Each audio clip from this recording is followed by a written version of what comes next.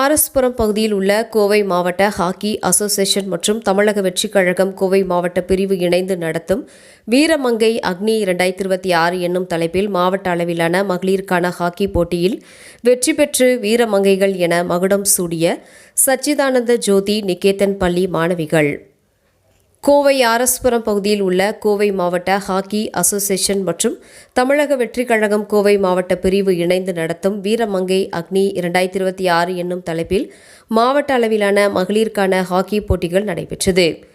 தமிழக முதல்வர் விஜயின் பிறந்த நாளை கொண்டாடும் வகையில் நடத்தப்பட்ட இந்த போட்டியில் 8 அணிகள் பங்கேற்றது.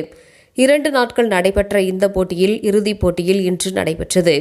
இந்த போட்டியில் கோவை கேஜி கலை மற்றும் அறிவியல் கல்லூரி அணியும் சச்சிதானந்த ஜோதி நிகேதன் பள்ளி மாணவர்கள் அணியும் மோதின. இதில் சச்சிதானந்த ஜோதி நிகேதன் பள்ளி மாணவர்கள் 3.1 என்ற கோல் கணக்கில் வெற்றி பெற்றது. இவர்களுக்கு விளையாட்டு மைதான வளாகத்தில் பரிசுகள் வழங்கப்பட்டன. இந்த விழாவில் சிறப்பு விருந்தினராக தமிழக பிற்படுத்தப்பட்டோர் நலத்துறை அமைச்சரும் கோவை மாவட்ட பொறுப்பு அமைச்சருமான சம்பத்குமார் கலந்து கொண்டு பரிசுகளை வழங்கினார்.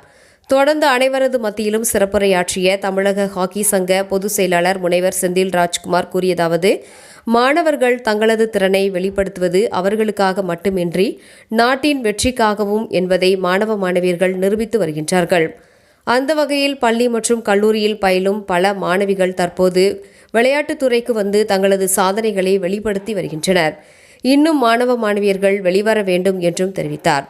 இதனைத் தொடர்ந்து பரிசுகளை வென்ற மாணவ மாணவியர்கள் அனைவரும் அமைச்சர் முன்னிலையில் குழு புகைப்படம் எடுத்துக்கொண்டு மகிழ்ச்சி அடைந்தனர்.